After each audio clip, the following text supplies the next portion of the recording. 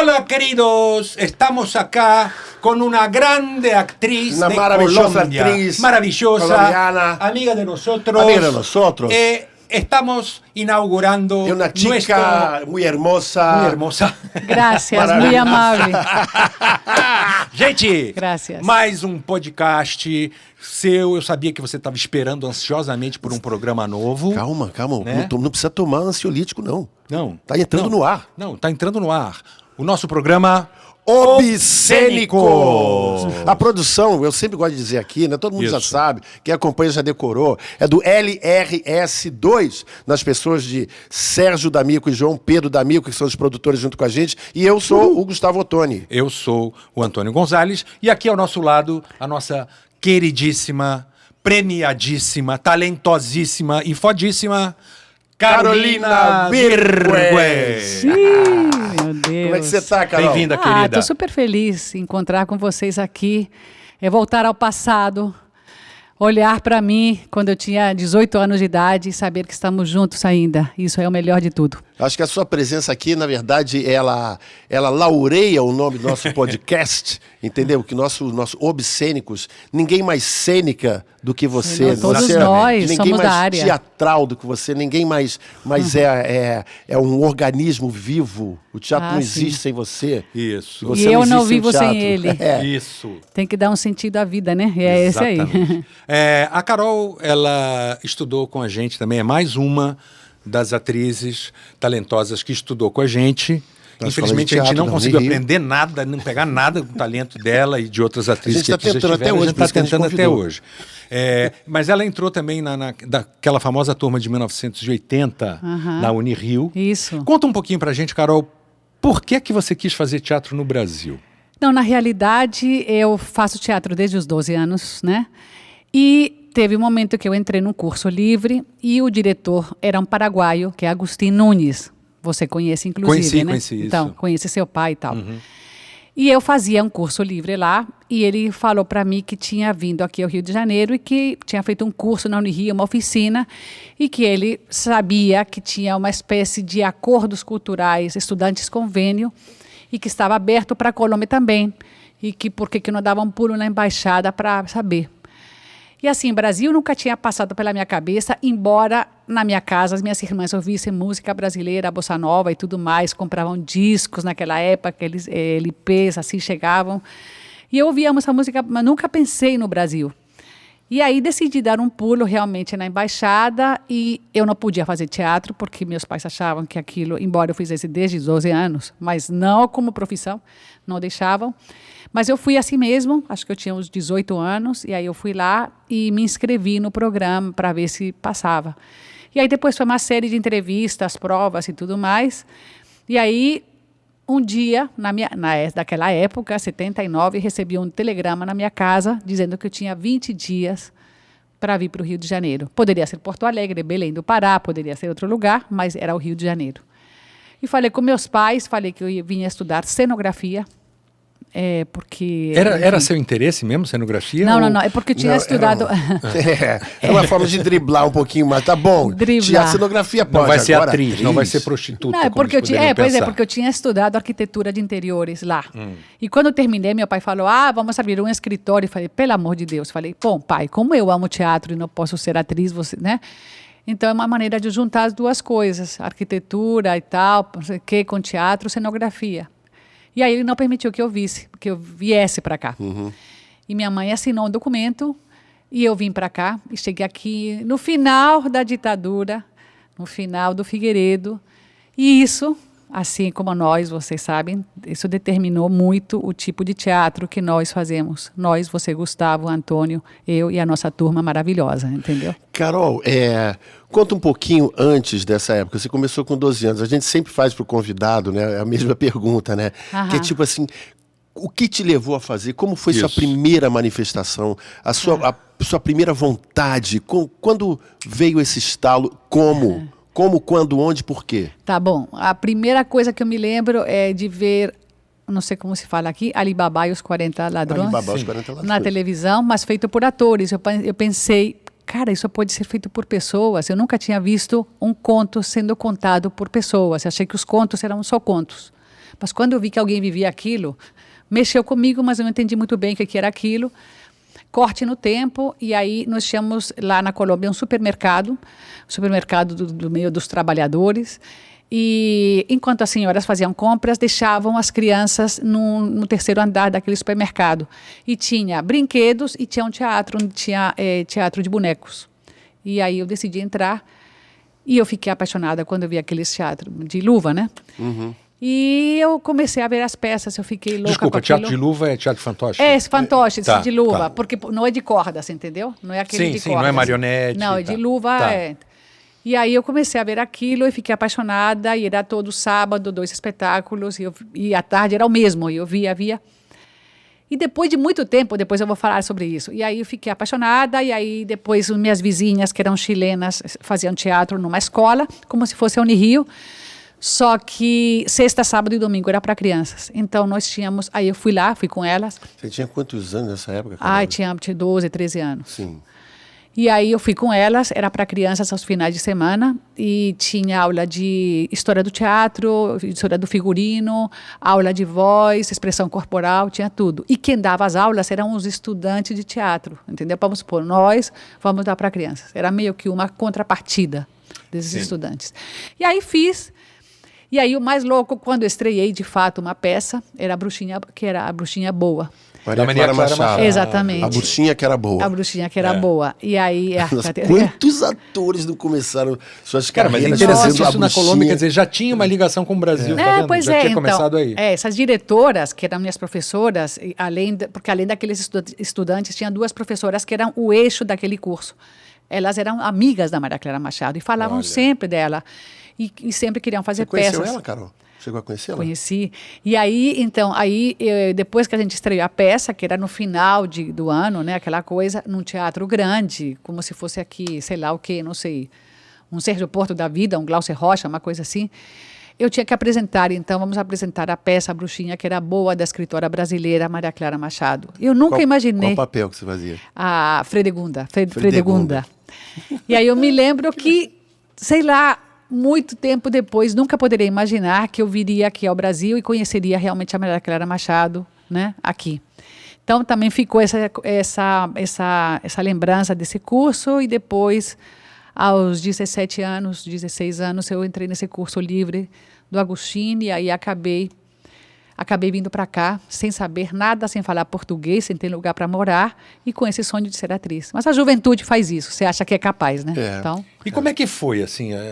Porque eu me lembro que eu demorei um pouco para te conhecer, porque você era da turma da tarde. Aham. Né? A turma mais chatinha, da noite era mais animada, né? Mas então como é que foi, assim, o teu início? Você caiu de paraquedas aqui, você tinha uma colega colombiana, quer dizer, não sei se era colega tua, mas ela acabou desistindo, não sei. Mas como é que foi, assim, você chegar naquela faculdade, encontrar aqueles loucos ali? Nossa, uma loucura. Primeiro que era na praia do Flamengo, né? Vocês sabem muito bem. E era aquela época do desbunde, né? Todo mundo muito malucão lá na faculdade. Pode né? falar Todo o que mundo... quiser, cara. Tinha de tudo que você está pensando, sim. Pensou nisso aí? Também. Também. E tinha mais Tudo um que pouco você também. pensou agora, também Mas tinha mais também. Isso. E aí tudo, as improvisações, entendeu? Cheguei sem falar nada e tipo, vamos improvisar que estamos pegando o ônibus. Aí todo mundo tirava a roupa. Falou, gente, mas como assim? Estão pegando um ônibus. E assim, era tudo nesse nível. E eu não falava uma palavra, eu ficava completamente travada. E Você fora tirou a isso, roupa, não? Não, imagina, nada, ficava totalmente... Que é isso? Eu vinha de uma sociedade totalmente à la Nelson Rodrigues dos anos 50 em Bogotá. Seria essa a diferença. Agora, com tudo, as coisas não são assim, não tem tantas diferenças, né? Mas na época era muito assim, muito diferente. Então, foi muito difícil para mim. E principalmente aos 15 dias que a gente teve a expulsão lá do prédio, quando entraram os militares no final do Figueiredo e tiraram a gente de lá.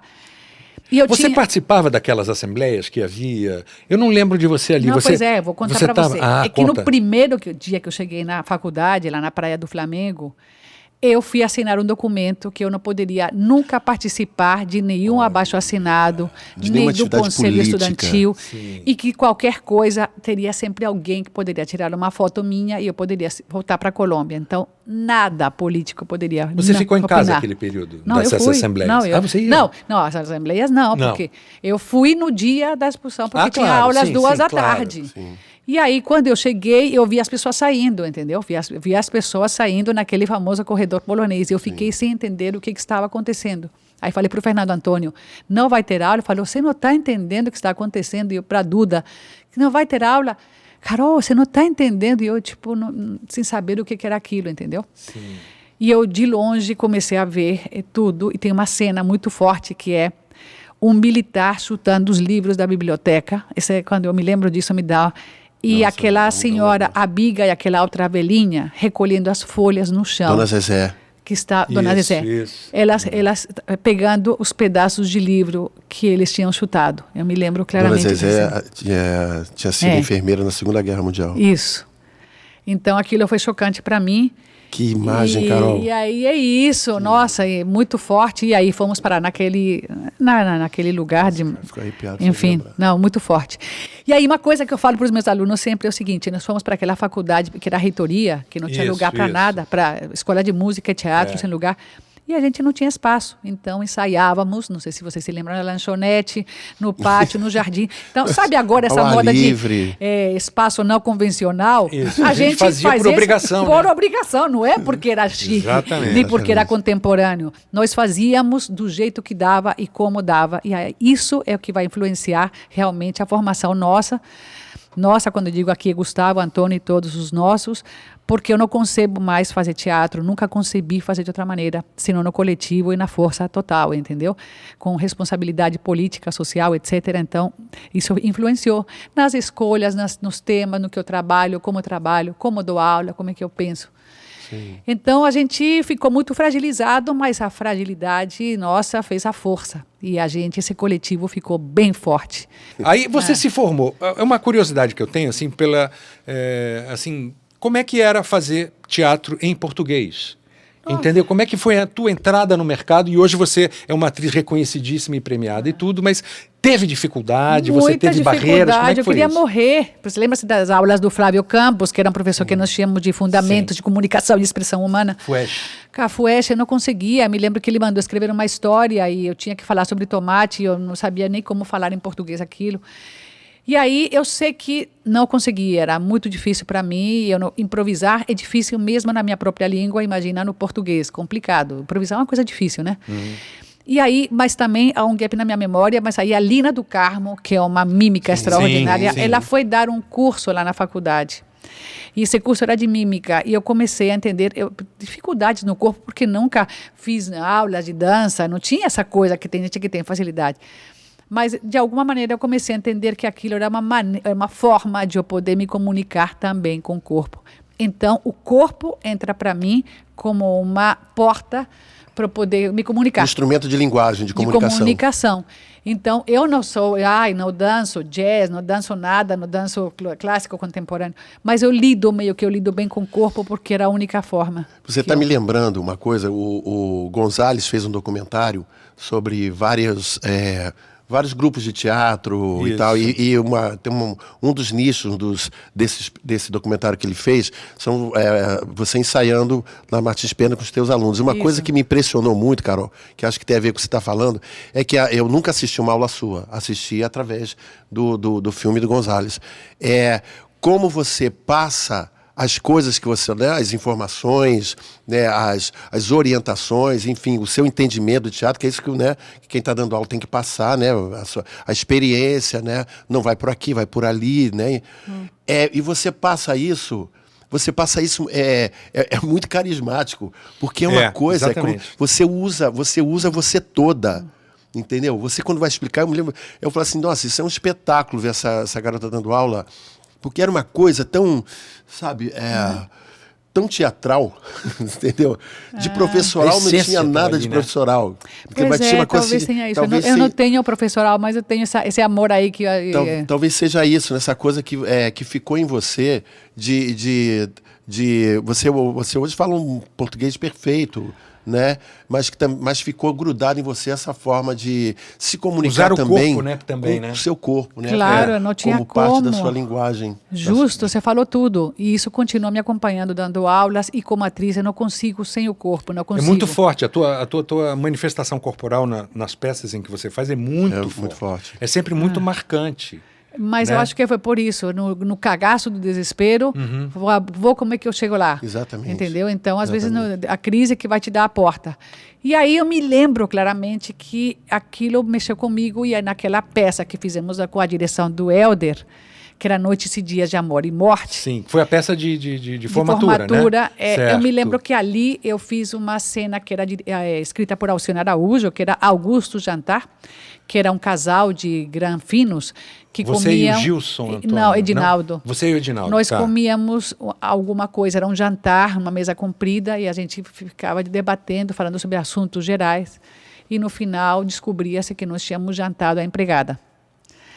E a gente fez tudo com mímica praticamente tudo, os guardanapos, os pratos, tudo isso. E a informação era passada, o entendimento estava claro. Você já tinha feito o curso com a Lina do Carmo nessa época? Na época tinha oficina na faculdade, meio de graça, não sei, mas tinha gente que chegava lá e eu fazia. E aquilo ajudou porque realmente falar até hoje os meus textos de teatro, eu não consigo, à primeira vista, ler muito legal, entendeu? Eu tenho que ver, por exemplo, as vogais, entendeu? Como é que eu vou fazer, entendeu? E aí entram as aulas, por exemplo, do Eládio, que teu pai e tudo mais, e de outras professoras. Maria Helena também me ensinou a marcar os textos. Aonde está a tônica da palavra, continua sendo isso, ainda faço. E aí, enfim, eu acho que essa convivência com esse grupo, que até hoje, esse coletivo que é tão forte, a gente foi aprendendo um com o outro, né? Foi se ajudando, foi dando a mão um para o outro, e foi indo, e foi indo. E assim me formei, e aí, tipo, no dia seguinte, eu fui trabalhar com a Bia Lessa. Mas foi tipo no dia seguinte, entendeu? O pintor, né? Pintor, né? Um. Olha, eu que vi bacana. lá Eu vi também. No Sesc da Tijuca. Sesc da Tijuca, exatamente. Era um espetáculo bonito. Era bonito. Foi tipo, mas no dia seguinte, gente, foi uma coisa assim. Legal. O Wagner Coelho, que era um ator que também já se foi, ele me muito indicou. Muito bom. Ele foi ele que fez Calígula, não foi? Fez Calígula. Maravilhoso, com direção do Cid. Era uma montagem maravilhosa. Muito bom. Calígula de Alberto Camus. Isso. Você aí, fica ligado. E aí é isso, ele me indicou e eu fui fazer essa peça com ela. Só que aí, assim, naquela época era da encenação, né? Geraldo Thomas, Bia Lessa e tudo mais. E aquela construção psicológica do personagem não rolava mais, né? E nós vínhamos de uma formação assim, onde a gente era uma coisa trocava muito mais cartas, né? Entre os personagens. Eu tinha muita dificuldade disso, era uma coisa Lembra? muito mais formal, né? Mais de imagem, né? Do que essa construção que a gente, inclusive que me apaixonou para ser ator, foi essa criar, né? Investigar isso. E não tinha isso Não, eu saí, a formação nossa foi outra coisa, entendeu? Foi essa construção psicológica, e eu cheguei, e aí ela me falou, atravessa o palco numa diagonal com uma capa, e eu já entrei fazendo uma coisa, tipo, estão me perseguindo. Aí ela falou, fora, minha filha, eu quero simplesmente que você atravesse. Aí daqui a pouco ela começou a dirigir. Nesse momento cai terra, naquele momento tem uma luz, ali tem uma sombra, ali tem não sei o quê. Mas o personagem da onde vem, não importa da onde vem, para onde vai, qual é o passado, não importa. E eu, como assim, gente? Como é que eu vou lidar com isso? Não sei da onde vem, da onde vai. São imagens, são afetos, são outras coisas. Aí acho que isso também vai influenciar esse caminho aí também, de uma coisa mais puxada para o teatro contemporâneo, né? Vai, porque eu venho com todo o passado da Unirio, que me serve uma coisa mais clássica, a questão da construção do clássico, isso me ajuda. Aí mistura com essa coisa de um olhar mais contemporâneo para o teatro, onde a imagem, uma coisa imagética, entendeu? Onde a luz, os elementos são tão importantes quanto, onde não só o texto é o que está reinando ali, mas outros aspectos, né? Outros, enfim. E aí foi indo, aí trabalhei com ela, muito bom, mas foi uma coisa chocante para mim. Imagino que deve ter sido muito difícil no início. Muito, e ficamos 9 meses para trabalhar, era praticamente um laboratório constante. Você vivia como, assim? Como é que você se sustentava nessa época? No início, meu pai Sim. me ajudou, então mandava $300 por mês. Não sei hoje quanto seria, R$ 1.500. 1.200 e pouco. Com isso, pagava um quarto e olha lá. E o ônibus e alimentação, tipo na faculdade, prato feito, essas coisas, né? E olha lá, entendeu? Nada de nada. Agora, na Unirio tinha um negócio legal, que você podia assistir coisas no Municipal de graça, porque eles incentivavam para ver concertos, peças. Eu vi alguns ensaios de óperas que o Pernambuco de Oliveira levava. Isso. Havia ensaio geral. Era Então, muito legal. eu aproveitei bastante esse negócio, eu ia muito. Que vai ter sábado um concerto não sei de quê, eu vou. Que Pernambuco vai falar como foi feito o Tristão e Isolda, eu vou. Aí eu fui aproveitando esses bônus. Bom, aí eu casei, né, naquele momento. E aí, Alex! Casei, O marido exatamente. dela também era aluno Fazia escola de teatro. da faculdade de teatro. Aí meu pai falou assim, não, tô dando, não vai dar mais. Eu falei, gente, o que eu vou fazer? Aí você casou para poder... Porque se naquela sustentar, olha que época, louco. naquela época eu não podia ficar mais no Brasil. Já tinha acabado o prazo. Aqui eu só podia ficar como estudante. E aí, ou eu casava e ficava 5 anos casada, ou tinha um filho. E aí eu não podia ficar no Brasil. E aí eu falei, o que eu vou fazer? Acabou tudo, tem que voltar. E aí eu sempre vi ela na Polícia Federal, um cara de terno e gravata que resolvia o problema dos estrangeiros que trabalhavam em multinacionais, entendeu? Xerox, essas coisas assim, empresas legais. E eu sempre ia sozinha, mas eu via esse cara sempre muito bem arrumado e resolvendo problemas de pessoas. Eu trabalhava na Shell, trabalhava não sei aonde. E eu peguei, me dá um cartão. E o cara me deu o cartão. E eu fui procurá-lo. Imagina, sem um centavo no bolso, sem nada. Na rua 7 de setembro, 98. Era o endereço. Aí eu cheguei lá e falei, oi, tudo bem? Olha só, me ajuda, eu quero ficar e tal. E ele falou, eu te ajudo. Uma coisa muito... Tem sempre gente boa no mundo. Incrível. Tem sempre um anjo. Aí eu um anjo. falei, olha, aí contei tudo e tal. Mas isso eu vou contar para vocês. Eu já tinha tido um contato com ele. E vou explicar para vocês por quê. Porque teve um recadastramento de estrangeiros. E pediram todos os estrangeiros têm que ir na Avenida Venezuela. Isso. Para fazer Federal, esse troço. Exatamente. E quando eu falei meu nome, eu fui com o Alex. Quando eu falei meu nome, veio um cara e me prendeu. Me levou presa. Com algemas e tudo. Que isso? Por quê, meu Deus? E o Alexandre ficou na porta. O que está acontecendo? E tipo, cala a boca, cala a boca, cala a boca. Ainda resquícios do final da ditadura.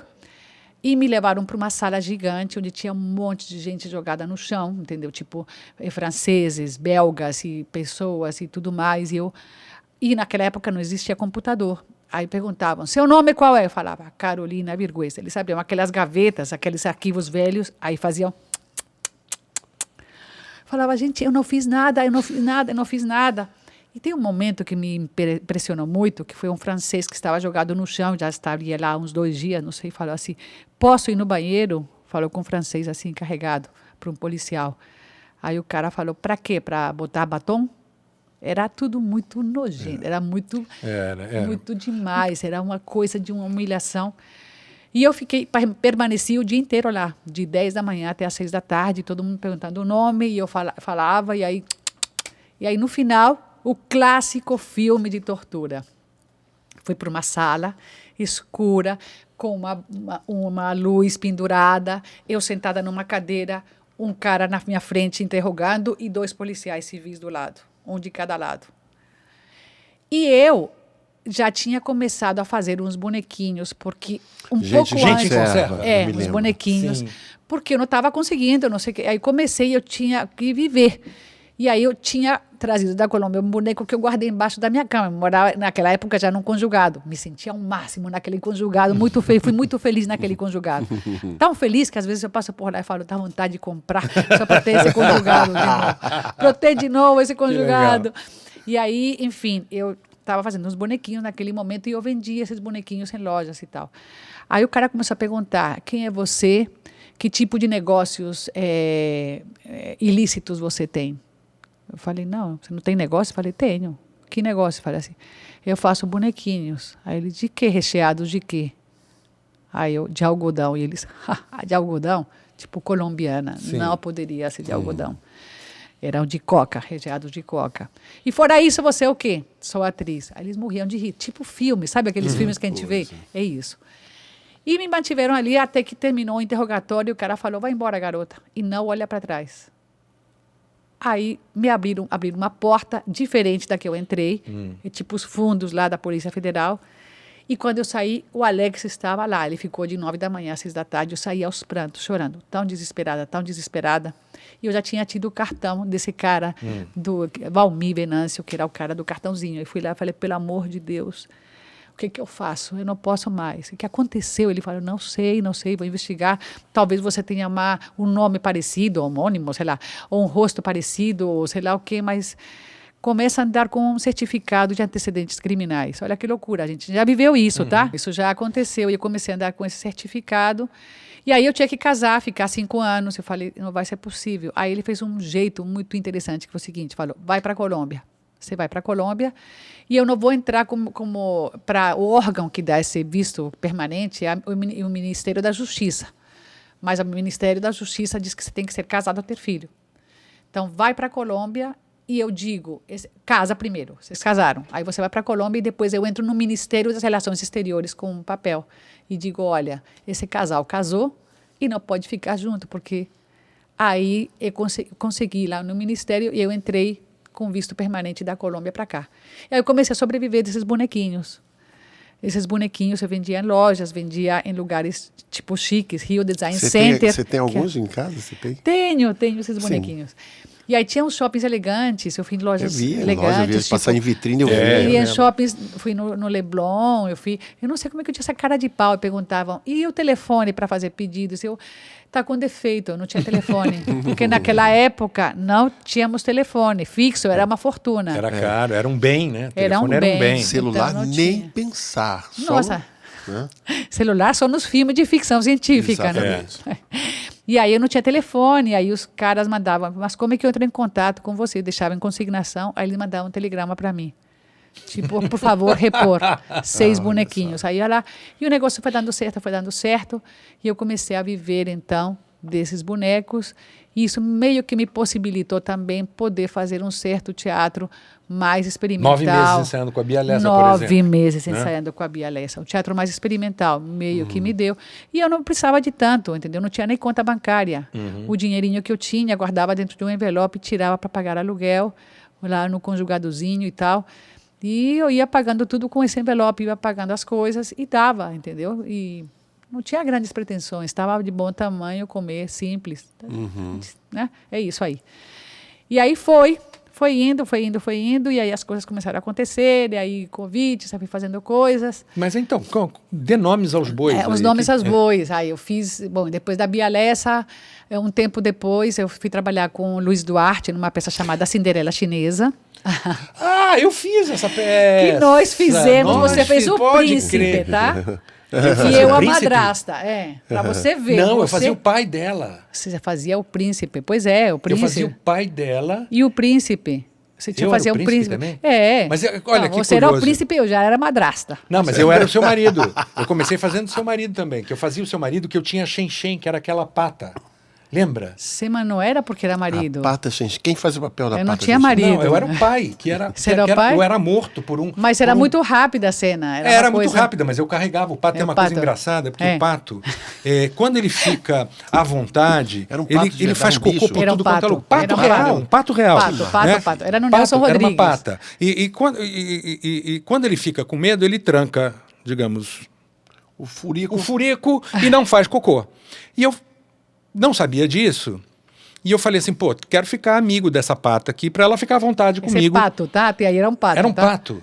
Não, você não se lembra do que aconteceu? Xen-Xen chamava. Ela acabou morrendo, coitadinha. Não, é que ela começou um dia, estava no meu colo e começou a espernear e colocamos ela no camarim, na coxia, e ela colocou um ovo, era uma pata. Era uma pata, pois é. Era uma pata. Mas aí, eu comecei pegava a pata antes de entrar em cena, punha ela no colo e fazia carinho nela, tal, não sei o quê, e ela se afeiçoou a mim.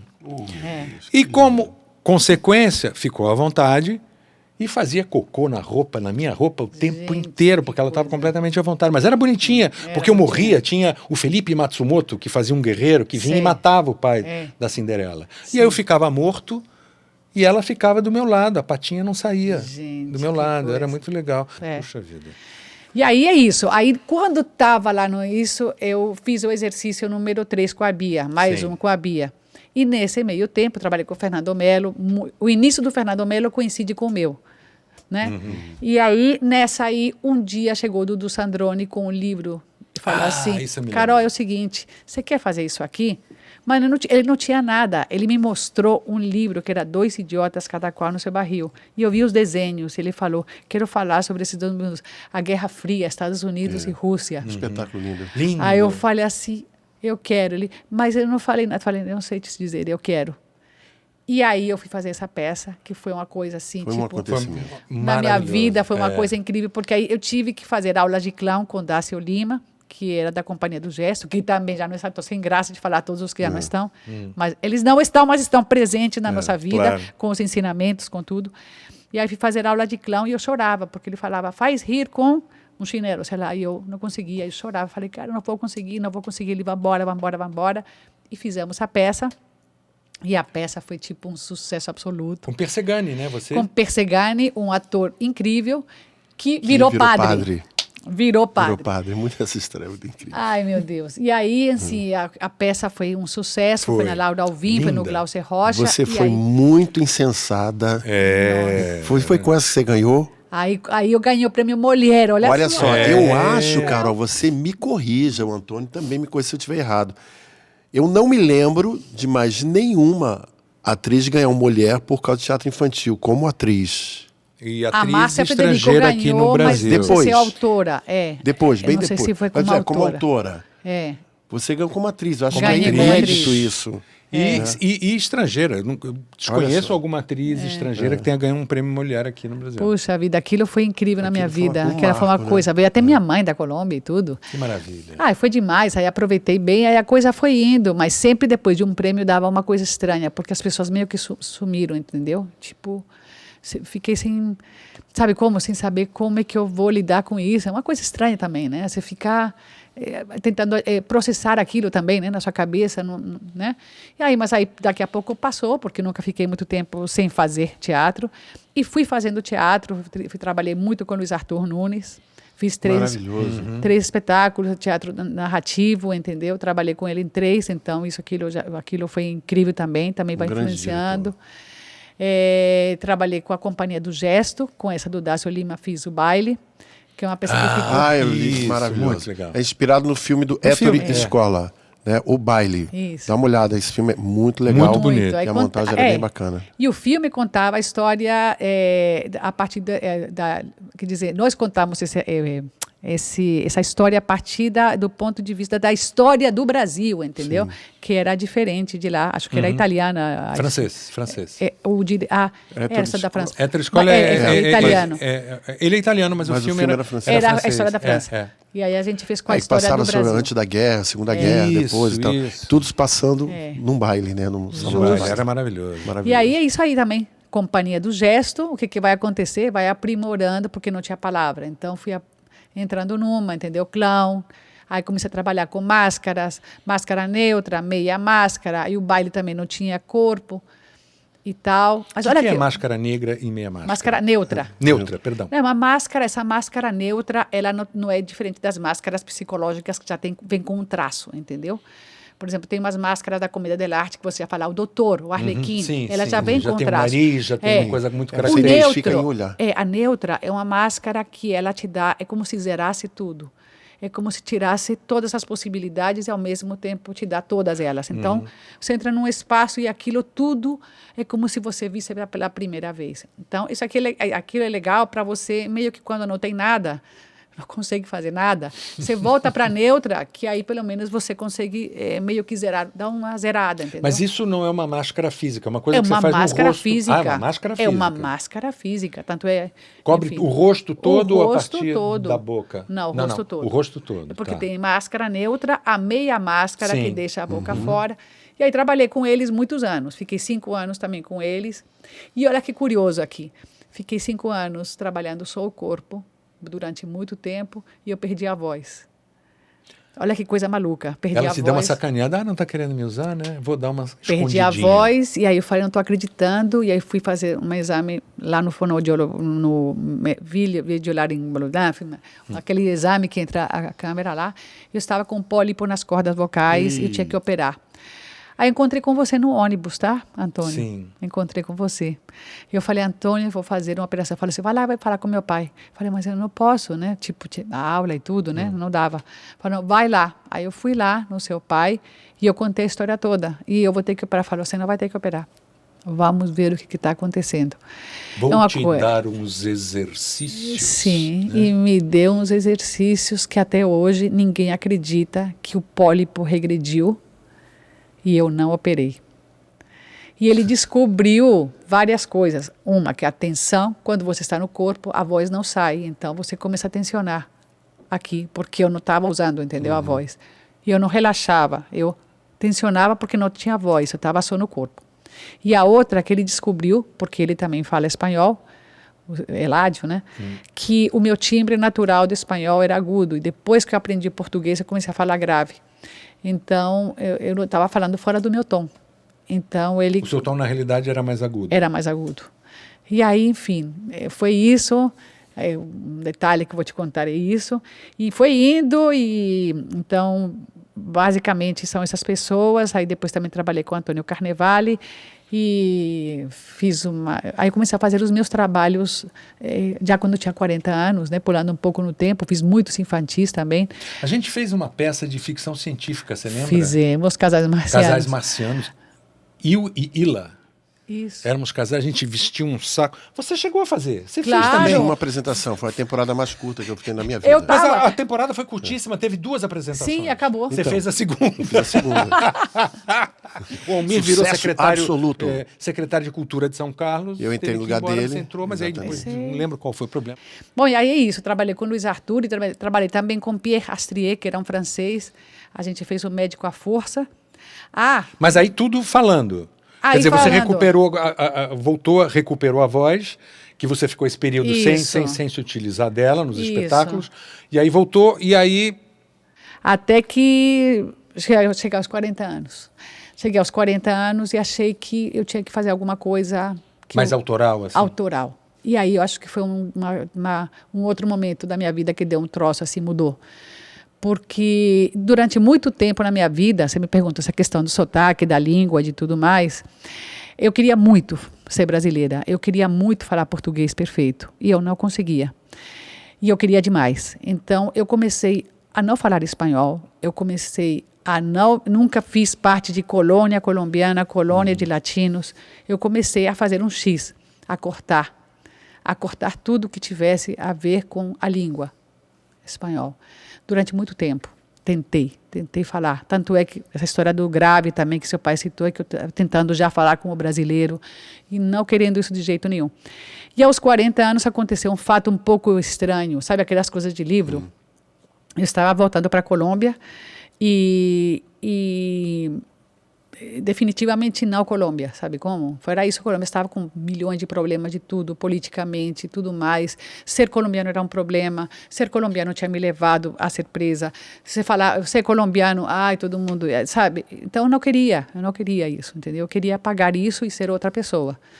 Mas voltando para a Colômbia, um dia num avião, um dia para passar férias, aconteceu um negócio meio do além. As coisas estranhas, eu estava no avião e de repente, quando o avião foi chegando em Bogotá, começou a entrar uma luz pela janela muito forte, essas coisas meio, não sei se a gente cria isso na cabeça ou se é verdade, se não é mentira. E eu comecei a entender que a luz da Colômbia, a luz física da Colômbia é diferente da do Brasil. E eu comecei a olhar a grama lá que tinha lá embaixo, e a grama de lá é diferente da do Brasil. E aí comecei a olhar as cores, e as cores eram diferentes da do Brasil. Porque o vermelho é mais vermelho, o vermelho é outro tipo de verde, é outro tipo de vermelho, porque lá, por conta da altura, isso agora falando tecnicamente, agora falando, mas no momento eu não sabia isso. As cores ficam diferentes, dependendo da altura do lugar. Porque a camada de atmosfera é menor, né? Então, Só que aquilo começou a conectar com o meu íntimo na hora, e eu comecei a entender que realmente eu nunca tinha saído daquele lugar, entendeu? Que eu era colombiana e não tinha jeito, entendeu? Mas aquilo foi muito impressionante. Uma coisa que foi, sabe quando cai um troço em cima de você, uma coisa de terra em cima, pá, entendeu? E comecei a entender. E eu fui chegando. Não dá para não ser colombiana. Não dá para não ser colombiana. Aí o avião foi chegando, foi pousando. E as pessoas, era Natal, e todo mundo começou a falar, as crianças, todo mundo. E eu só ouvia, não ouvia nada, só ouvia todo mundo falando espanhol. E minha cabeça era só português. E o espanhol entrando. Foi uma coisa muito louca, entendeu? E o espanhol entrando, e eu tipo... E aquilo, e abri a porta do avião, e todo mundo, falando espanhol, e eu, minha mãe estava me esperando lá fora, e eu, e aí pronto, aquilo foi muito impactante, e logo depois a minha irmã veio, eu tenho um presente para você. Era um livro sobre a Ingrid Betancourt, uma candidata à presidência da República que foi sequestrada pelas Farc. E o livro começava, o prólogo, falando, eu sou colombiana, e não sei o quê. E essa mulher, a Ingrid Betancourt, tinha morado. Quando eu vim para o Brasil, ela foi para Nova Zelândia. E ela poderia viver um sonho de fadas, porque casou com um cara, vivia num lugar maravilhoso, mas ela sentiu que ela tinha um compromisso político de vir para a Colômbia. Então, ela retorna à Colômbia, ela descobre que ela tem que fazer alguma coisa pelo país dela. E aí ela começa a investigar coisas de corrupção da Colômbia, e ela escreve um livro que foi difícil, não foi publicado na Colômbia, ela teve que publicar na França porque era proibido, evidentemente. E aí ela começa, o prólogo dela é o que é voltar para a Colômbia, o que é tudo isso, esse distanciamento de você se afastar de um lugar e você reentrar de novo nesse lugar. E aquilo para mim foi tipo passaporte para eu voltar para o que eu era, entendeu? E quando eu aceitei que eu era colombiana, eu pude ser brasileira, entende? No momento em que eu aceitei, porque eu sempre coloquei um X, sabe? Em tudo que era. No momento em que eu aceitei que eu era colombiana, eu comecei a falar, pude ser brasileira também, ao mesmo tempo. Eu posso ser colombiana e brasileira, eu não tenho que negar uma coisa nem outra, eu posso tudo ao mesmo tempo, entendeu? Então, essa negação, durante muito tempo, meio que me limitou até em termos de identidade, não sei te explicar, de lidar com a expressão artística, com tudo mais. E aí essa você negação. fez um espetáculo eu fiz um espetáculo. Então, esse espetáculo é como se fosse, de novo, um retorno, como se eu rebobinasse uma fita daquela do passado, fita cassete, e encontrasse isso, e aquilo me possibilitou eu sair daqui também. E aí, acho que aí realmente eu consegui falar, como eu estou falando agora, que é melhor, eu consegui tudo, porque eu me aceitei com essa divisão, entendeu? Maluca eu não preciso optar, entendeu? Porque, cara, estou aqui há 40 anos, entendeu? E lá eu vivi 18.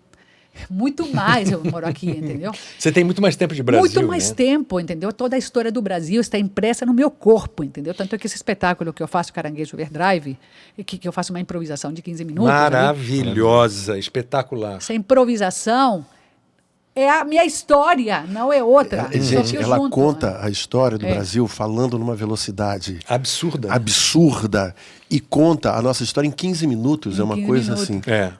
Que é muito interessante isso, cara, sem querer fazer um corte, mas não, mas já é isso mesmo. Um corte, essa cena do Caranguejo Overdrive, que é uma cena muito impactante, né, e muito forte, né, porque dentro do contexto da dramaturgia do espetáculo também é quase que uma quebra, porque ela vem de forma muito contundente, e com todos os problemas que o país está passando, né, alguns desses problemas atingiram diretamente a produção de Caranguejo Overdrive, né? Censura mesmo, né? Vamos falar um português, claro, né? Foi censurado. Censurada a temporada do Banco do Brasil, foi censurada, né? Essa cena, ela se tornou, assim, vamos dizer, um instrumento de resistência, porque você já foi convidada para fazer essa cena em manifestação, foi na manifestação em frente ao Banco do Brasil, eu estava lá, eu vi em praça pública, né? Você foi também na reunião dos atores contra a censura, não foi isso? Isso. Que você fez também. Isso também. Quer dizer, e você fala, né, que é tão interessante, né? Quer dizer, você como colombiana, né, nega, né, ser colombiana, volta para lá, entende que é possível, que é necessário, né? Porque uma coisa não nega a outra, né? Isso. E na verdade e você como colombiana se torna-se nesse momento, nesse recorte, uma porta-voz através do texto do Caranguejo Overdrive e através da sua interpretação, porque aquele texto, né, o evento tem muito a ver com a forma como você faz, né, se transforma também assim numa voz de resistência a esse momento, né? O que você teria a falar? Nossa, é muita coisa mesmo. E o mais louco é o seguinte, então a gente vai acompanhando, né? Chegando em 80, final da ditadura, que existiu, e vai acompanhando todo esse processo, né? As diretas já, e vai passando por tudo isso. E a gente eu sempre trabalhei muito com essa história da Bia Lessa, de trabalhar muito no espaço, improvisando, e não tem um texto previamente escrito, e você vai fazendo tudo junto. Foi assim que eu trabalhei durante muito tempo, então... Essa peça, Caranguejo Overdrive, é daquela companhia que é do Marco André Nunes e do Pedro Kozovsky. Então, a gente estava contando a história da Guerra do Paraguai, que é um soldado que ele vai para a Guerra do Paraguai, é obrigado a ir para lá, como muitos negros serão obrigados, eles iam na frente, né? E prometiam a liberdade a eles. A Guerra do Paraguai não, a guerra contra o Paraguai. Né? Exatamente. Paraguai, que era uma superpotência de tudo, em tecidos e tudo mais, e aí, enfim, 3 países foram contra. E aí tinha essa história desse soldado que ele vai para a Guerra do Paraguai e ele volta completamente surtado, e ele morava no Mangue do Rio de Janeiro, que era ali na Presidente Vargas, na Praça 11, ali onde fica o Sambódromo, por ali. Ele volta, o Mangue não existe mais, porque a história do Dom Pedro II, ele manda aterrar aquilo tudo por conta do cheiro, doenças e tudo, mosquitos, tá? E ele não encontra lugar de sobrevivência, ele não se reconhece mais naquele espaço físico. Então, é tipo como a história do estrangeiro, do Camus, que você volta e você não se reconhece mais naquele lugar. Então, nós tínhamos, por um lado, essa camada, que era a guerra contra o Paraguai, e tínhamos também uma inspiração no livro Homens e Caranguejos, do Josué de Castro. Tudo bem. Se falava muito nos ensaios sobre a história de Dom Pedro II, e eu não tenho, de fato, essas referências, porque tudo bem, eu estou aqui há 40 anos, mas eu não estudei história, eu meio que... E eu contei para o Marco que eu tinha visto uma peça de um argentino, Mariano Pensotti, que eu tinha visto, chamado Cineastas, e que tinha me agradado uma coisa que tinha 2 cenas ao mesmo tempo, eram 2 níveis assim de representação, vamos dizer assim, e que se falavam tipo como se fosse uma cena aqui, outra cena ali, simultaneamente, mas que a gente conseguia compreender tudo, que não era oi, como vai, e o outro responde, é tudo ao mesmo tempo. Então, aquela textura, aquela sobreposição criava um efeito, mas que se acaba pegando coisas. Aí o Marco, poderíamos trabalhar, de repente, com essa sobreposição em algum momento. Guardamos na memória. Aí, como se trabalha muito com improvisação e tal, um dos personagens, que é o Speroni, amigo do seu filho, esse texto já era escrito, ele estava falando sobre, porque naquele momento, quando tem essa urbanização no Rio de Janeiro, também expulsaram as pessoas dos seus lugares, como em 2016 com as Olimpíadas, não sei se está ficando claro. Então, ele está falando sobre isso, e aí o Marco, na hora, falou assim, eu estava dançando lá atrás com um soldado que volta do Paraguai, porque eu faço uma prostituta paraguaia. Ele falou assim, Carol, improvisa alguma coisa agora.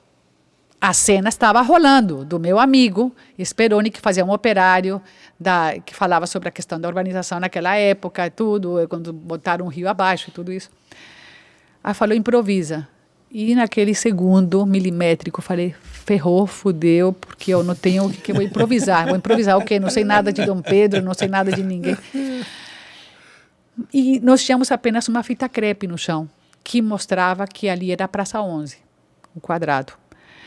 E aí, cara, não sei o que aconteceu comigo, aqueles momentos divinos, que eu não sei o que acontece, que eu me transportei e falei, não tenho nada. Quando você não tem nada na vida, você só tem você mesmo. Então, eu só tinha eu e aquela fita crepe.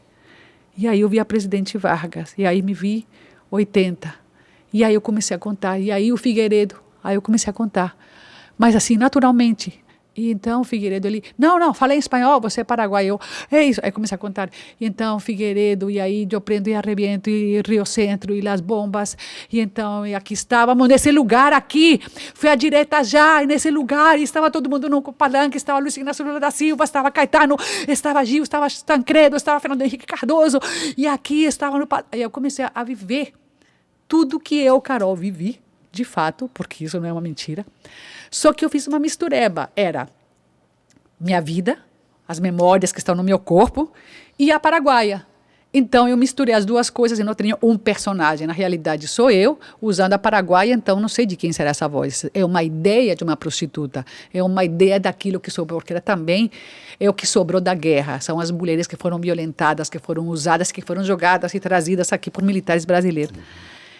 E aí eu comecei a pensar em tudo que era que tinha naquele lugar. Então, naquele lugar, nós tínhamos a Igreja da Candelária, nós temos a Casa França Brasil, nós temos a Praça 11, o Sambódromo. Aí comecei a me lembrar o Sambódromo, Itamar Franco, Lilian Ramos, e aí comecei a me lembrar de tudo. E aí Leonel Brizola foi que fez aquilo. Lembra que o Leonel Brizola fez? Exato, Que de dia era uma escola, assim, de noite, e Darcy Ribeiro. E aí aí começou a desabar um troço que todas as memórias que eu guardei desde a minha chegada aqui ao Brasil, sabe aquelas maquininhas de fichas que você acerta, coloca uma ficha e de repente cai em 50? Você tem que ser um pouco mais velho, né? Como diz você às vezes, eu acredito muito nos cabelos brancos, quando você fala dos médicos, você não fala às vezes isso? Sim. Você não fala isso? Sim, não, porque foi um caso assim, um médico que falou assim, você tem que procurar um doutor de cabelos brancos, porque ele já viu Saci Pererê, já viu Mula Sem Cabeça e tal. Né? Era um caso assim que ele fugia dos livros da medicina. Ele já viu casos, né? Isso aí não se explica, mas eu já vi. Era então, isso. Tá vendo? Vocês estão presentes na minha vida, eu me lembro de frases, de tudo, que vão me ajudando. E aí, nesse momento, as fichas caíram. Eu não precisava sair da fita crepe. Tudo estava ali. Joãozinho 30. Mesmo proibido olhar por nós. Eu não precisava fugir de nada. Tudo estava na minha memória. Que maravilha. Eu não li no livro isso, porque Pedro II teria que ir lá no livro. Eu não li. Eu estava lá. Eu saí com a bandeira Lula lá. Eu fui lá para as diretas já. Eu fui para o Sambódromo. Eu vi tudo. Eu vi tudo que aconteceu. Eu vi Itamar Franco. Eu vi os Caras Pintadas. Eu estava nos Caras Pintadas. Eu estava. Então, eu só contava. Só que, em vez de contar, Carolina, era a voz da paraguaia. E eu falava espanhol. Aí o Marco, o diretor, ele continua. E eu fui indo, mas assim... Na realidade, eu estava no espaço físico, acho que me transportei para Presidente Vargas. E, de fato, a Presidente Vargas é um lugar onde tem todas as mudanças políticas mais importantes ali. Tem o Sambódromo, tem o palanque onde aconteceu tanta coisa, cara, esses palanques da Candelária.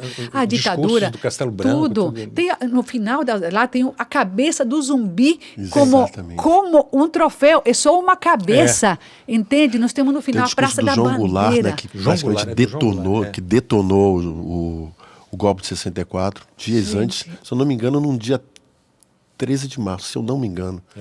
Mas, enfim, então fatos isso. marcantemente na Presidente Vargas, das principais avenidas do Rio de Janeiro, galera que é de fora.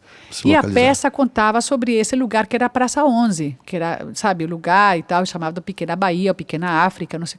E eu fui ampliando aquilo, mas para o lado político, para o lado que... E também o lado de que não entende nada do que está vendo, porque eu também cheguei, né, eu tive que sair da escola e não sei saber de nada. Então, através de uma certa ignorância, talvez, desse personagem também, e tentando traduzir do seu jeito, que era o mesmo jeito como eu via as coisas, entendeu? Então, ali aconteceu. E aí, no dia seguinte, o Pedro Kozovski falou assim, não, então... Vamos fazer de novo. Aí foi aumentando o troço. E naquele momento já estava com a história do Eduardo Campos, o avião do Eduardo Campos. Aí ele falou, vamos gravar. Aí o Pedro desistiu e falou assim, Carol, a partir de agora eu não vou escrever essa cena, não vou escrever nada. Você vai improvisar sempre. Eu falei, tá bom. Ai, meu filho, só que a história do Brasil, a cada segundo... Ela muda, né? Principalmente, ultimamente, está muito rica em histórias. E aí, esse improviso continua acontecendo, só que já terminava, a peça terminava com a morte do Eduardo Campos, né? Só que imagina tudo que já aconteceu depois disso. E tudo, Dilma, e o impeachment, e tudo isso. E aí, cada dia eu vou colocando, só que não tem ensaio. Então, eu entro em cena e eu vou contando tudo o que está acontecendo, mas eu tenho que tirar coisas do passado, porque senão eu vou ficar 40 minutos. Claro. E Você vai trazendo cada vez mais para Você vai editando, né? Vai editando. E vou tirando, mas vou tirando na hora, entendeu? Algumas eu penso no camarim, aí eu vou tirar aquilo, mas na hora, às vezes por gostar de uma certa piada que Zélia Cardoso de Mello, eu quero manter. Então, algumas eu mantenho e outras se não tem. Eduardo Cunha nem mais está na história, entende? Então, eu vou tirando porque que não cabe mais, entendeu? Não, senão a peça vai ser só esse Não monólogo. cabe. Só essa cena, né? Agora, por exemplo, a gente esteve em São Paulo agora, São Paulo anteontem. agora, anteontem, então, eu estava, Roberto Alvim era o secretário de Cultura. No Você já dia botou o seguinte Roberto não Alvim? estava, e no dia seguinte a namoradinha do Brasil. Olha que maravilha. Então, Você teve gente...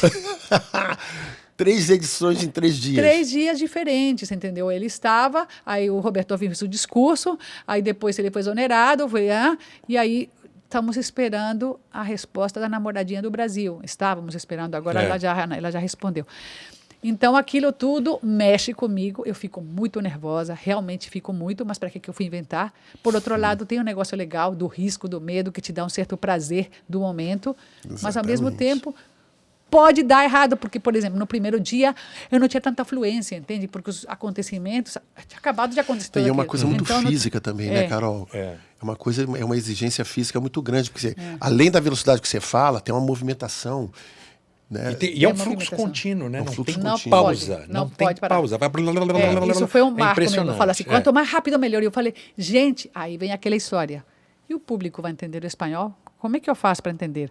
Aí entra o clown, entra a máscara. E uma coisa curiosa, que se não me falha a minha memória, você fala em espanhol, mas fala grave.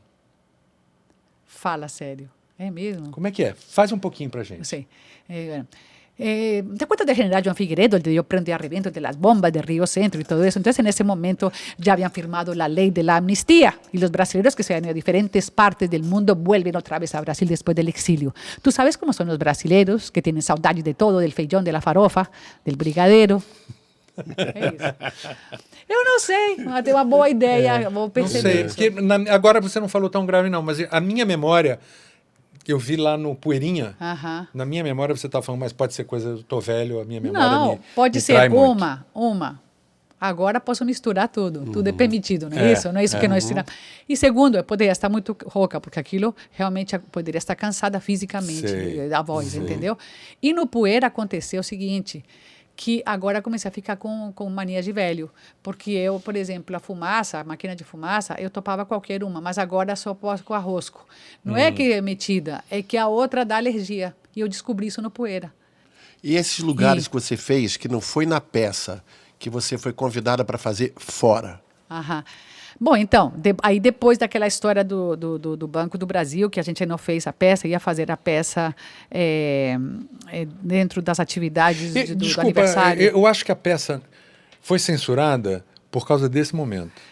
Pois é uma coisa... Eu acredito que se não houvesse esse momento, quer dizer, é uma peça bastante contundente, a maneira como conta a história da guerra contra o Paraguai, o aterro do mangue e tudo, mas esse momento, acho que é um momento muito contundente, muito poderoso e como denúncia. Eles não falam o que foi. Mas na realidade, assim como se fala do Bolsonaro, a ideia, no caso, é falar mal de todos. Evidentemente que eu tenho as minhas preferências.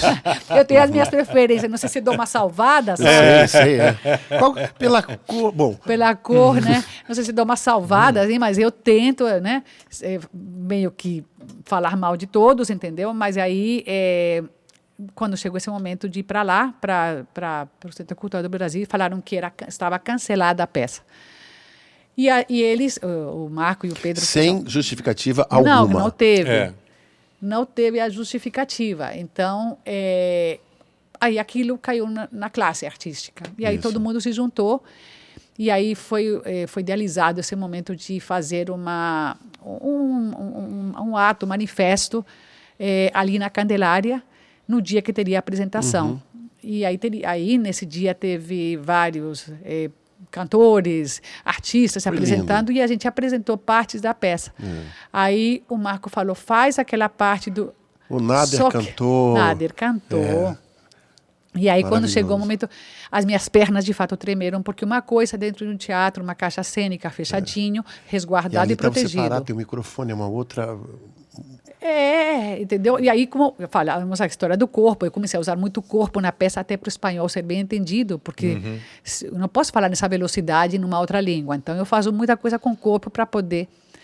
Mas ali, quando eu cheguei era um microfone, como se fosse um microfone de pedestal ali, e eu paradinha. E não é uma sequência de cenas, assim, uma camiseta, todo mundo estava de uniforme, vamos dizer assim. Exatamente. Aí bateu um certo medo, porque eu nunca fiz isso, eu só faço teatro dentro de caixas cênicas, nunca tinha feito uma coisa de meio palanque. Palanque, né? Era um palanque. E quando eu me vi, minha gente, eu estava na Avenida Presidente Vargas, Enlouquecida. na Candelária, Era lá. no mesmo era lá. lugar. Olha que louco. Aí, cara, gente, aí foi o choque dos choques, porque eu falei assim, a vida me colocou, agora não sou dentro de um teatro, eu estou no mesmo lugar das Diretas Já. A gente fez na Candelária. Exatamente. Então, aquilo foi uma coisa muito... Não foi programada, foi uma coisa que aconteceu na vida, são coisas acontecendo. Foi no CCBB, do lado de fora do CCBB, que por um acaso era Candelária, e aqui estava o lugar onde a gente não podia se apresentar, atrás da gente. Então, eu falo, aí, em vez de eu olhar para a fita crepe, eu falava, e aqui, nesse lugar, todo mundo saiu direta já. E aqui, nesse lugar, Joãozinho 30, e aqui. E era tudo aqui, não era num outro lugar. Sim. Era aqui, estou falando altíssimo, não sei se vai estourar aqui. Não. E era tudo aqui. A gente está dizendo que não. E aquilo foi muito estranho, porque eu não estava jamais vivendo uma ficção. Aquilo é uma coisa que, de fato, estava acontecendo. E depois de tantos anos, de novo, a gente com a censura. Tem gente ainda por aí que pergunta, mas ainda existe censura no Brasil? Essa pergunta rola, tá? Rola. Então, como é que o Brasil deu tantas voltas, tantas lutas, tanta coisa aconteceu depois da volta do exílio e de novo, tua mãe que trabalhou no Tortura Nunca Mais e tudo mais, a Lola. Depois de tudo, a gente no mesmo lugar, volta fisicamente para o mesmo lugar, para o mesmo espaço físico, para a mesma paisagem, para a mesma arquitetura, para Pedir clamar contra a censura para é muito falar doido contra isso. a censura. É um retrocesso, meu Deus do céu. Mas isso. depois, voltando, quer dizer, aí depois ainda teve Só uma pergunta assim, Ah, que prêmios você ganhou com Caranguejo? Com Caranguejo, eu ganhei o Shell, Questão de Crítica e a PTR. Só isso? só isso. Ai, meu Deus pô. do céu. Tem que convidar gente mais Tem que convidar importante. gente. O Serginho, pô, se mexe aí, Meu cara. Deus do céu, maravilha. que alegria, vou te dizer, uma alegria na minha vida. Pensa bem, tanta luta. Tanta luta, cara. Nós sabemos o que é isso, tudo que a gente viveu, todo o engajamento que significa, tudo que significa fazer teatro diariamente, porque é exaustivo, tá, gente? É um desgaste violento, é muito amor, porque a gente vive com o mínimo, e não estamos aqui fazendo apologia da pobreza, porque todo mundo quer viver bem, estamos ficando velhos, queremos conforto, tá certo? Mas é porque a gente tem uma coisa chamada amor, e é isso que a gente só faz por isso, entendeu? Então... E, Carol, e essa, por exemplo, você deu aula na Martins Pena. Você agora está dando aula Desculpa, só para falar dos últimos espetáculos que ela fez depois ainda do Caranguejo. Do Caranguejo, você teve Fiz Guanabara Canibal Guanabara e Canibal. a das freiras colombianas. Aquilo que eu mais temia desabou sobre a minha cabeça, um espetáculo que a gente fez título é do maravilhoso. Pedro Kozovski sobre o livro de Jó. A gente fez naquele Assírios do Municipal, no Tempo Aí, Festival. imagem, esse eu não vi. Trabalhei com meu marido, foi ótimo, o Paulo Passos tocando, com um quarteto aí. Fiz também Abril, uma peça dirigida por Eric Rocha, Olha e que pela maravilha. Gabriela Carneiro da Cunha. A gente fez na microteatro dentro do Castelinho do Flamengo. É uma mulher sentada numa cama vendo a votação do impeachment da Dilma, a votação no Congresso. Que é aquela famosa cena, aquele dia inteiro, aquele domingo Isso. em que bom, então é simplesmente uma mulher vendo isso, só que por um acaso aconteceu dentro de um ensaio. Eu acabei caindo para trás e no final caí para trás e descobrimos que aquilo poderia ser interessante. O personagem, a mulher que está vendo a televisão, né? Ela é engolida pela cama e some. Não aparece mais. Maravilha. E fica só a cama ali. E a cama, ela estava fazendo manicure, então aquela manicure dá todos os elementos de tortura caem em cima dela. Tesouras, algodão, álcool. Super bem estruturado o troço. É uma peça de 15 minutos. Fizemos lá no Castelinho do Flamengo. E fazíamos todo dia 7 vezes. Assim, 7 em loop, entendeu? Então, fiz essa peça chamada Abril, porque o impeachment da Dilma, a votação no Congresso foi em abril. Então, de abril para cá, quantas coisas, né? Quantos abrimos, gente? Então tem Guanabara. Quantos golpes, né, a gente vem sofrendo? Guanabara Canibal, Abril, Aquilo que eu mais temia desabou sobre minha cabeça, Corpos Opacos, que é uma Corpos peça... Opacos, que era muito É interessante. uma peça sobre Que é curioso, freiras. porque você, no início, você e a Sara Antunes. Sara Antunes, no início vocês falam bastante, e depois, 2/3 do espetáculo vocês não falam mais nada. Não falam mais nada. É corpo, dança, Isso. música, é lindo, Isso. lindo. Isso. Exatamente, essa peça. Fiz Guerrilheiras também, sobre a guerrilha do Araguaia, com a direção da Georgette Fadel, sabe? Sim, me lembro, você me falou, eu encontrei aí, com você falou. Era um grupo de mulheres, eu não estava na peça, e aí eu não conhecia o Eric ainda não, mas eu tinha um amigo que era amigo do Eric Rocha, e a Gabi era a idealizadora do projeto. Aí o Eric falou, não dá para falar de guerrilha se você não colocar algum ator da América Latina. Uma atriz da América Latina. Aí o meu amigo, que era colombiano, falou, pô, por que não procura a Carolina? Eles não me conheciam, e aí acabei entrando, e aí conheci. E é uma voz em espanhol ali também faz, né? Junta mais, é uma questão, né? Que esses problemas, por exemplo, essa história do caranguejo, do soldado que volta não é reconhecido, o problema da fome, não é exclusivamente nosso aqui, né? Claro. Esse aí você pode falar. Nós levamos a peça, por exemplo, para a Colômbia, o caranguejo, e eu fiquei com receio, porque é tão específico que você conta ali da história do Brasil, os personagens, Itamar, Collor, que como é que aquilo vai fazer efeito? Mas a entendeu? história do soldado não, né? Eu tentava colocar uma pitadinha também da história da Colômbia, mas o soldado é a fome, e a fome... isso. A fome, A exatamente. América do Sul inteira sabe muito bem do que se trata. Então, aquilo teve uma adesão imediata. Então, é isso aí que foi legal. E agora estou ensaiando uma peça do Beckett. Você trouxe... Vou fazer uma peça do Beckett, que são 3 microsolos que me chamaram para fazer. Fiquei feliz Que maravilha. da vida. Quem está dirigindo? Fábio Ferreira. Ah, o Fábio Ferreira. Fábio Ferreira. Que legal. Não, foi uma coisa muito louca, porque, de novo, voltou o Caranguejo. Eu fiz Caranguejo e Maria Alice Vergueiro foi assistir a peça. E quando acabou a peça, ela falou, vem aqui, garota. Aí eu fui lá, falou assim, você tem que fazer o Not I, do Beckett. Sabe aquela da boca? Sim. Sim. Eu já gostava do Beckett, quando Esperando Godot, lembra? Flávia Campos. Sim. Gostava e tudo. Dias Felizes, sempre adorei essa peça e tal. Eu fiquei tipo, porra, será? Eu já li essa peça, mas sei lá, não sei. Corte no tempo, aí o Fábio Ferreira, com quem eu já trabalhei também, a outra pessoa com quem eu trabalhei em 3 espetáculos, fiz Ricardo III, que fomos para a Royal Shakespeare Company. Ah, que você foi pra... Sim. Puta, olha só quanta história você tem pra contar. Você foi... Conta um pouquinho. Então, Fábio Ferreira e Cláudio Baltar, eles trabalhavam juntos durante um bom tempo e primeiro fizeram uma peça Mistério Bufo, do Mayakovsky, né? Fiz essa peça, que é a Ascensão dos Operários. Olha, todos os temas, né? Então, eu fazia a Operária Mor, aí que foi lá no Castelinho do Flamengo. No Castelinho do Flamengo, na Noite Futuro. E eu conheci o grupo. E aí, o que aconteceu? Um dos vídeos que a gente filmou, colocamos no YouTube, sei lá, e um dos atores já tinha ido à Royal Shakespeare Company, que era o Renato Rocha, que é um diretor. E os diretores da Royal Shakespeare viram esse vídeo e acharam interessante essa maneira de trabalhar, porque ali tinha muita gente de circo, teatro e dança, assim, meio que misturou. Eu entrava mais com a questão do texto, porque ali eu não sabia fazer trapézio, essas coisas, não sabia, né? Mas aí sempre tentei fazer coisas, mas não dá mais, né?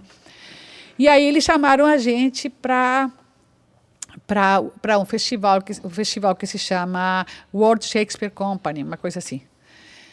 E aí era para trabalhar na Royal Shakespeare Company com eles, com patrocínio deles. E aí, antes de ir para Londres, nós fizemos um que se chamava Penso Ver o que Escuto, que é um espetáculo que juntava vários dramas históricos do Shakespeare. Ricardo II, Ricardo III, Henrique IV, Henrique V, Henrique VI, Ricardo III. Fizemos meio que um apanhado, meio que para entrar. Aí fizemos esse espetáculo na Casa da Moeda, ali na Praça da República, por ali, sabe? Fizemos, e aí o pessoal veio de Londres, já estavam patrocinando também, junto com a prefeitura daqui do Rio, e eles viram já como é que a gente estava trabalhando, e o passo seguinte foi, de fato, escolher uma das peças. Escolhemos o Ricardo III. Aí escolhemos o Ricardo III, ensaiamos aqui, e o último mês de ensaio fomos para Stratford. E fomos Que para lá, maravilha. meu filho. Ai, meu Deus do Imagina, céu. o sonho de qualquer Quando ator, eu né? entrei naquele teatro, eu chorei tanto. Eu choro até agora, porque, cara, eu não sou filha de ninguém importante, eu não tenho nada, ainda por cima sotaque, uma carinha assim, não tem nada, sabe, com isso aqui. E olha, cara, eu tô aqui só porque eu tenho muito amor por esse troço aqui, aí tô aqui. E muito talento, Carol, muito talento. Isso também não... Você é uma pessoa especial, tem um talento muito especial, sempre Meu achei isso. Deus, que alegria, maravilha. aquilo, obrigado. Gente, por- olha só, tá a na gente hora. está com quase 1h30. É. E a Ah, gente isso. preparou o nosso final, que é o nosso Minhoca na Cabeça. Né? A gente vai ficar devendo, que o papo foi tão bom que hoje não teve nem história dos teatros. Exatamente. Mas a gente, né, fica devendo aí para um outro podcast. E o nosso Minhoca na Cabeça hoje é muito especial, porque é em sua homenagem. Ah, Isso, é? exatamente.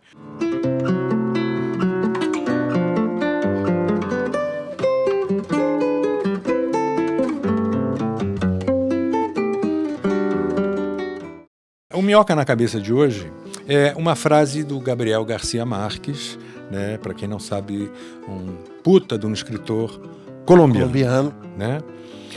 A frase é a seguinte: pessoas loucas não são loucas se alguém aceita o raciocínio delas. Tudo a ver com o que nós estamos Eu vivendo acho que o Minhoca na hoje Cabeça no tinha que Brasil. terminar com a Carolina falando isso em espanhol. La gente loca no es loca si hay alguien que comprende su raciocinio. Como é que é minhoca em espanhol? Minhoca E- en la cuca, Sim, como você não, diz? pois é, isso aí não tem... Não Então, tem. minhoca em tua cabeça.